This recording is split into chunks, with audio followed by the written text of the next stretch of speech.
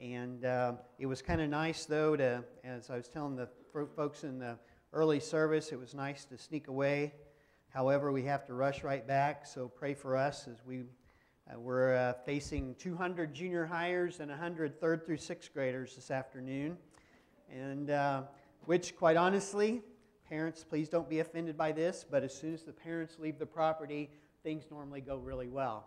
But I want to just tell you a little bit about my background. I grew up in southern Missouri, just south of Joplin. Some of you probably have heard Joplin's most famous thing is the tornado of a few years ago. I had a gentleman in first service pointed out all the famous people that grew up in Missouri, and it was kind of interesting, and he's not in here right now, but he mentioned Dennis Weaver and a couple others. But then I asked him about Brad Pitt, who grew up in Springfield, Missouri. He didn't even know who Brad Pitt was. So I thought that was refreshing, to be honest. But I grew up in a church of about 150 people, Seneca, Missouri. They've now since built a new auditorium, but for years had a sloped auditorium. And whether any of you have ever been in a church with a sloped auditorium, had 2 aisles. The center was carpet, but underneath the pews was wood floor. And during the time I grew up, which was in the 60s, the elders had a chair on each side of the communion table, and they sat there the whole time. They sat there on Sunday morning, and they also sat there on Sunday night because we had the Sunday night worship services. And one particular Sunday night when I was in junior high, let me set the stage. There was a group of ladies that would sit about where Rosie is and about just a few back because they sat there on Sunday nights, get this rationale, because that's where they had their Sunday morning Sunday school class. So naturally you sat in the exact same place. But the last 2 rows behind them, normally on Sunday night, is where us youth group kids sat, because what would happen is we had youth group at 6 o'clock and then church was at 7, and we'd come out of the fellowship hall area. Of course, the ladies had that row, and then we'd sit behind them. One time, one of my friends named Tim had some marbles. This is junior high. I don't even know why he had marbles with him, but anyway, he had some marbles with him, and he accidentally dropped one marble.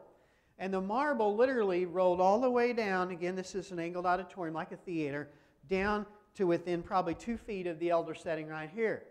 Now, the elder setting right here really didn't know anything about it because, bless his heart, he was almost 90 years old, and he had a hearing aid that he never turned on.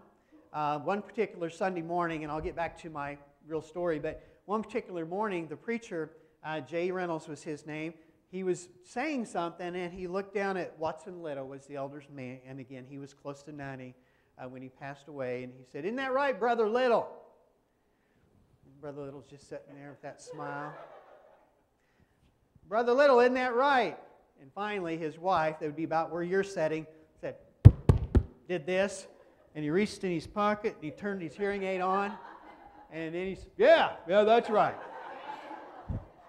So the preacher knew what the elders thought of his sermons. But anyway, so the marble came down there, and we realized this is a game. And so each one of us took a marble, and so we took turns just to see how far down we could get. And after about the third person did it, and I think there was 5 of us sitting there together, about the third person that was getting ready to do it, my friend Tim's, Grandma Stoner, his grandma, figured out what was going on. Grandma Stoner had one of them big grandma purses, the kind like you would want to take the Let's Make a Deal, because literally everything in it, you know, like when Monty Hall would ask, I need a paper clip. And speaking of the paper clip, sister, that was my paper clip that dropped off my sermon this morning. Okay? But anyway, so you know what I'm saying. So she just takes her foot, and here comes the marble, and she just kind of does this and scoots the purse over, blocks the marble, and then she gives us one of them death stares. And we know that we're sunk. You know, that, I tell you, and that's a true story. I don't use illustrations that aren't true. I don't like preachers that make up illustrations. I like them. I don't like the made-up illustrations. But anyway, something else about that church. No air conditioning. The choir practiced at 6 when youth groups were going on. And I can always remember, because I rode my bike to church most of the time because my parents didn't go very often. And I remember riding my bike up to church one night, and I heard this. This world is not my home, I'm just a passing through. My treasures are laid up somewhere beyond the blue. The angels beckon me from heaven's open door, and I can't feel at home in this world anymore. Oh Lord, you know I have no friend like you. If heaven's not my home, then Lord, what will I do? The angels beckon me from heaven's open door, and I can't feel at home in this world anymore. Some of you have heard that, haven't you? You know, when I was working on this sermon, and I'll be honest, I've done this a few years ago, and I share it when I go to churches, but only place I found that was in a 1976 Youth Sings songbook. But it talks about heaven. And I want to focus this morning, and the title of the sermon is called The Eclipse of Heaven.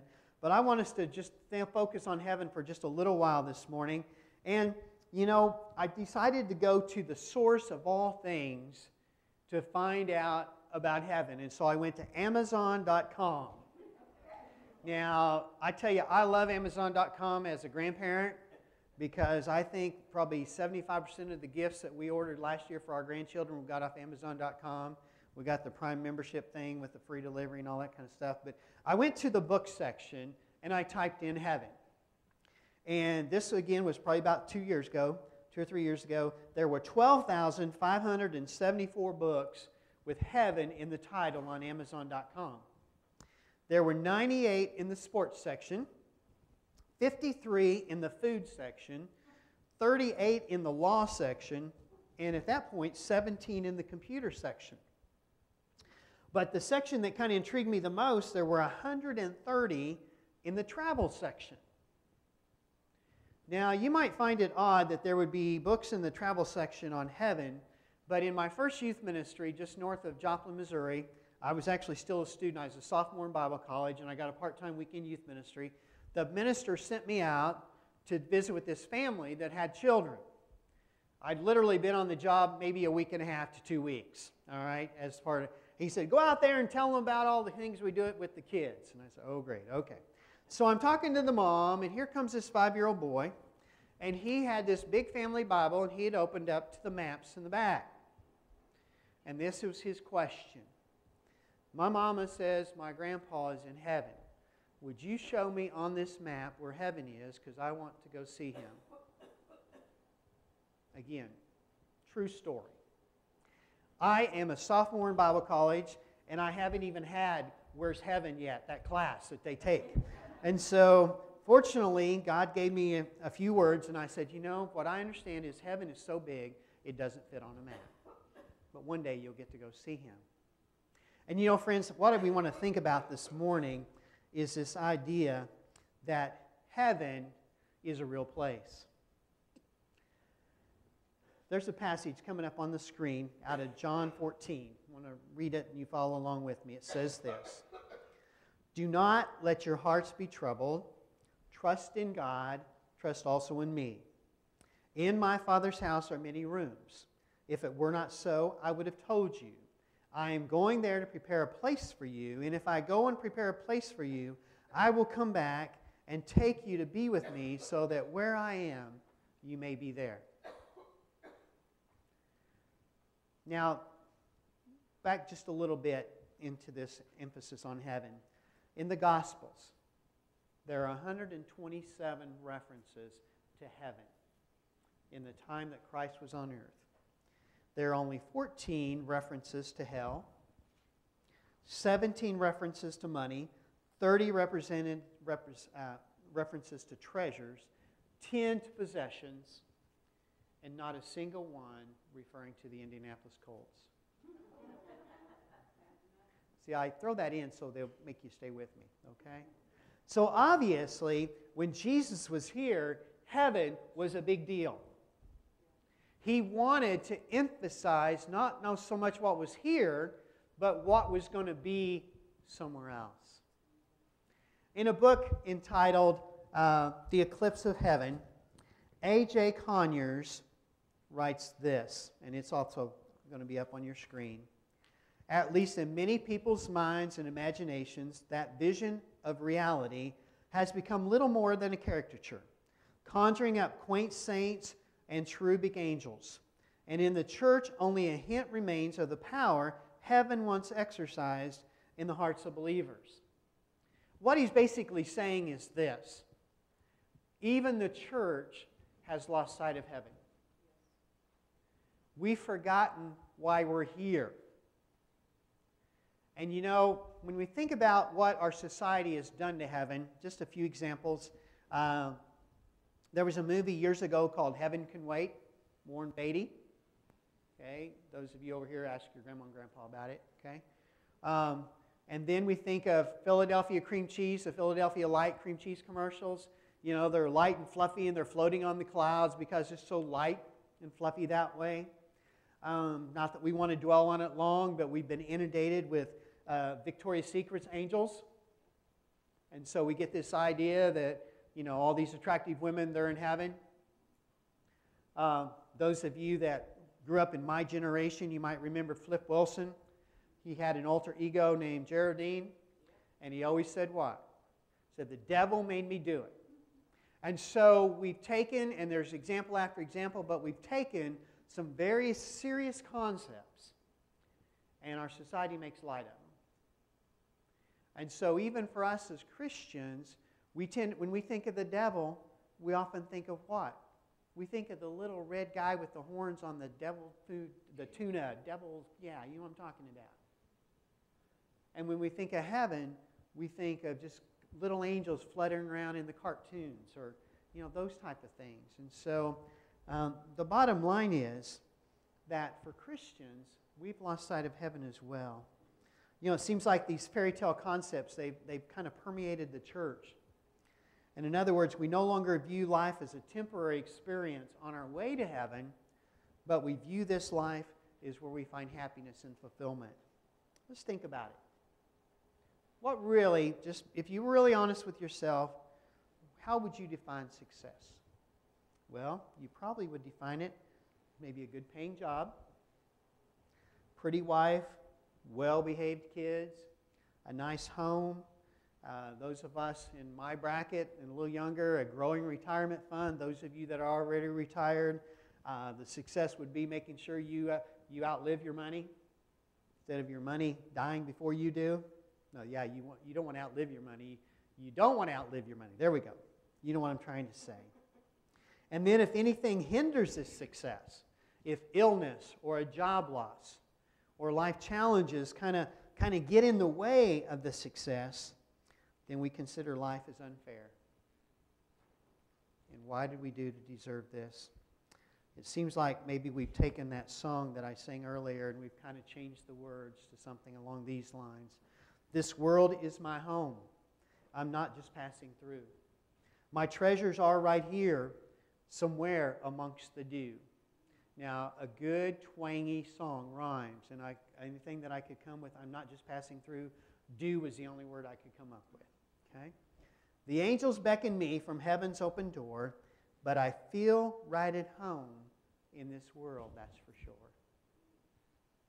And friends, I think sometimes that's where we are.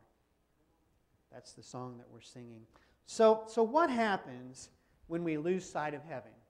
Well, I want to just hit 3 topics this morning real quick. They're in your bulletin if you'd like to fill in the blanks there. But the first one I want to talk about is we have a distorted view of suffering. A distorted view of suffering. Now let's analyze suffering just real quick. And I realize that in about 15 minutes we can't answer all the problems about suffering and all those things. But let me just categorize it quickly for you, okay? It seems like we kind of have 3 areas of suffering. The first is the individual deserved the suffering. I really enjoy the movie Forrest Gump. Especially I like all the songs because it's the time I grew up. But one of the things that he said that his mama always said is what? Stupid is as stupid does. We had a boy that was very good friends with our kids growing up. He was just constantly getting hurt. The highlight, though, was he was like a freshman or sophomore in college, and him and a couple other guys had ridden their bike to an old warehouse, abandoned warehouse. There was about this 10-foot loading dock, and he decided he was going to be Evel Knievel with the bike. No helmet, no shin guards, nothing. Go off of that. Guess what? He ended up with a concussion and a sprained wrist. And he couldn't understand why he got hurt. Because he tried to drive a bicycle off a 10-foot building. Stupid is, stupid does. We also think about drunk drivers, those under the influence of drugs, different things where their life is taken. Or the person who is robbing a grocery store and the store owner actually fires back and the robber is killed. They suffered, but they deserved that suffering because of their actions. And then we think about those that suffer because of the sin of someone else. We think about, just flipping that around, the innocent person that is killed by a drunk driver. The store clerk that is brutally shot or beaten by some thug because of just $20 in the cash register. They did nothing to deserve that. But they suffered because of the sin of someone else. And then the third category, the category that I think even as Christians we have the most trouble with, is the unknown source. The family member or the friend that has the premature heart attack or the cancer. Those things that we can't explain. And unfortunately, what tends typically to happen is we blame God. Why would a loving God allow something like that to happen? And for those people that we deal with in our lives that aren't Christians, that's a very difficult conversation to have, isn't it? With them. Well, Bob Russell, who preached down at Southeast Christian Church in Louisville for many, many years, he wrote a blog, and the title of the blog was The Escalation of Evil. And I've just got, there's 3 slides here in a row, so kind of work with me, please, because I think it really sums up what we're trying to get across here. It says this: when God's authority is removed from a culture, the potential for evil rapidly increases. When permissive parents, educators, and lawmakers lower standards, and when the carnal nature is stimulated by drugs and alcohol or inflamed by entertainment that glamorizes violence and perversion, the end result is anarchy. Satan rules, and he loves to kill, steal, and destroy. And then he quotes Roman philosopher Dostoevsky. Says this: if there is no God, then anything goes. The Bible warns that as we near the end, evil will worsen. Jesus said in the last days, because of the wickedness, the love of most will grow cold. He said, as it was in the days of Noah, so will it be in the coming of the Son of Man. The Apostle Paul predicted this when he said, mark this, there will be terrible times in the last days. People will be lovers of themselves, lovers of money, boastful, proud, abusive, disobedient to their parents, ungrateful, unholy, without love, unforgiving, slanderous, without self-control, brutal, not lovers of the good, treacherous, rash, conceited, lovers of pleasure more than lovers of God, having a form of godliness but denying its power. I had to just be reminded about this part of when God is taken out of places. There was an article that someone on my Facebook link had reposted, how that prisons are just hungry to have people come in with Bibles to talk to the prisoners, but at the very same time, our public schools don't even allow a prayer at lunchtime. When we deny the impact of heaven in this life, we cannot bear the thought that there's not a resolution for suffering. So we need to keep that in mind. And I want us to think about how that permeates the church. We were in Illinois, Missouri, good lands, Springfield, Illinois for 16 years, because I directed a camp over there before I came to Camp Allendale. And we went to a church of about 140, 150 people. And they still do, which I just dearly love, but they have an open prayer time. And so, they would have the prayers like you all have in your bulletin, but then the minister would just take a short little time and say, are there any from the audience? One particular Sunday before Thanksgiving, several years ago, but how you just have life events that you never forget. This is one of them for me. Okay, had the typical prayers, and we had a girl named Julie. She'd gotten married that spring, and Julie was having the entire family come to her house for Thanksgiving, all the in-laws. And so she said, very simply, she said, please pray for me so I don't burn the turkey, because I just want to do everything right for my in-laws, And we had a good chuckle, and, Rick made pray for Julie and the turkey. excuse me, and then we had a we had a family that they had done well, good Christian people. Professionally, they'd done well. They retired in their early 50s. They traveled a lot. This particular Sunday, I wasn't in the mood to pray for people that, got to do things I didn't get to do. But her prayer was this. She said, "We're going to Hawaii for 2 weeks, and I just hate to fly. Would you please pray for me that the flight goes well?" Some of you are giving me the look I gave her, even though I didn't look at her, but I thought, I'm not going to pray for anybody that gets to do something I've never gotten to do. You get the idea. But then there was Tina. Tina was a young mother. Me and another elder, I can remember just a year or so before this event, we went and called on them. They had come to church this one time, and Tina had grown up Catholic. She told me once she didn't realize that not every parent brought beer for their kids, because hers had since she was about 13. She also believed in abortion at that time. She was pro-choice. And Tina had come to Christ.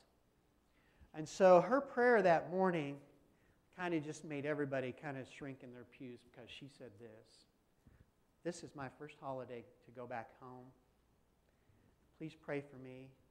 I want to talk to my family about Christ and what He means to me now." Man, did that make that turkey prayer and that flight prayer seem pretty minor. And you see, friends, I believe God cares about our suffering, our physical suffering, our discomfort, our need for a job if we've lost our job. But I think more importantly, He cares about our souls. And when we lose sight of heaven and we think everything's going to be solved here, then even our prayer life tends to focus on here. You probably have children and grandchildren that, yes, you want them to have things that you didn't have. You want them to be successful. You want them to be able to go to Disney World. My oldest daughter and her kids finally got to go to Disney World this year. It's so exciting. But do you want more than anything else for them to know Jesus? That should be your prayer. Well, a while back, I heard a minister say this: "For the Christian, this life is the closest thing to hell we will ever experience. For the non-Christian, this life is the closest thing to heaven they will ever experience." Think about that. Let that dwell with you. Well, we need to move on. So we have a distorted view of suffering, but then we place our hope in earthly things. We tend to think that everything right here is going to be hunky-dory. We have 3 daughters and 8 grandchildren, and it has been fun to watch them, and just as Nancy and I can remember doing it, planning their lives, and when each one of the boys, just a quickie here on the side note, for those of you that are dads of daughters, I never called the boyfriends their name until they married my daughters. They were always that boy. Just keep that in mind. Okay. But when all the young men would come talk to me about marrying my daughter, they had all these plans, and what they were going to do, and how they were going to take care of my daughter, and all this. And they have. Every one of them have. I have no complaints. But isn't it fun to watch young couples get excited about things, about their future? But then when we hit about 40, 45, 50 years old, we start to realize that, man, it just didn't work the way we thought it was going to, did it? Not everything that we planned and expected to happen has happened. Sometimes it's better, but lots of times it's worse. Lots of times maybe health issues get in the way of things. I'm diabetic. I got hearing aids this year. I was wanting to buy a new truck. Well, here they are. I can't ride them very far, but they work. Those things happen. And when we place our hope on earth, it's not so bad that we think about those things and wish for those things. But the thing is, if we focus our entire life and our attention on those things, God tends to get squeezed out. You've seen it. You've seen the young professional family that he is so involved in his career and things that his family suffers. And maybe he loses his family. That happened to one of our nieces and nephews. She worked for us one summer over at the other camp, met the brother of one of our other workers. I did the wedding. He was very successful, but he was a traveling salesman for a pump company. and their marriage fell apart. They lived on a golf course in a six-figure home, but they didn't have God because they had pursued other things. Well, Paul kind of sums it up, this section, in just a couple of passages. He says this, "Since then you have been raised with Christ, set your minds on things above, where Christ is seated at the right hand of God. Set your minds on things above, not on earthly things." John goes on to say this, "Do not love the world or anything in the world. If anyone loves the world, the love of the Father is not in him. For everything in the world, the cravings of sinful man, the lust of the eyes, the boasting of what he has and does, comes not from the Father, but from the world. The world and its desires pass away, but the man who does the will of God lives forever." If we lose sight of heaven, we tend to place our hope right here. And unfortunately, for many times, that fails us. Well, the final thing is we seek to become comfortable with our surroundings. Nancy and I have been in camp work for 26 years. We were youth ministers for 12 and just saw the value of Christian camping, and we just love it. We're lifers now. But when we first started at the other camp, as I do here, I travel in the spring mostly to churches and talk about camp, encourage their kids to come. One particular Sunday, our very first spring, our children were a third grade, kindergarten, and a preschool. And those of you that are moms or have been moms, you know that especially, Renee is now 35 years old, so about 27, 28 years ago, didn't have a lot of junior church, that kind of stuff in a lot of churches, and so we set them with us. So I get up and I set up my slide projectors and get everything for my program, and we sat in a pew. There's me and Nancy, the three girls, and that big activity bag, that kind of the be quiet bag. You know what I'm saying? It's got snacks, it's got markers, it's got quiet toys, all this kind of stuff. Boys, did you have that growing up? And mom's doing this. Okay. So anyway, this lady, nice, smiley, happy, overall friendly, with a cane, walks up and stands right by me, and she says, "You're sitting in my seat." Well, even then I didn't hear well, and I said, "Well, good morning to you too." And she said, "You're sitting in my seat." And then I realized we were sitting in her seat. So me, Nancy, the three girls, and all the stuff, we get up, we start moving to the back of the room, and my middle daughter, which bless her heart, she is the ball of fire. She did an internship in Mexico when she was 18 and a half for 3 months, scared us to death. But anyway, she says, "Why are we moving?" Fortunately, the lady couldn't hear well because I don't think she heard her say that. But aren't we that way? I challenged first hour, and I'm going to challenge you with the same thing. I know the auditorium's not full, but I just about bet when Carson comes back next week, he can stand right here and tell who's missing, right? For the most part. Why? Because you're comfortable in your spot. This is your spot. My mom and dad moved up with us. They don't live with us, but they live in Franklin. My dad passed away a couple years ago. But it's really funny when I take my mom into church, and she walks with a cane, and she walks slow, and she's looking up at the heat vents because they run the air conditioner all the time. And so she's making sure that she's one seat so that the heat duct is here and here, so it's not blowing directly on her. Every Sunday, and so we end up at the same spot, you know, and that's the way we are. We like to feel comfortable. The challenge comes, though, that as a Christian, we can't be comfortable. Think about the workplace where you work or where you did work. Was there ever a time when in the lunchroom there was off-color jokes being shared, or complaints about the boss or the company, or even some flirtatious things going on between employees that you knew just was not right? Kind of feel uncomfortable about that?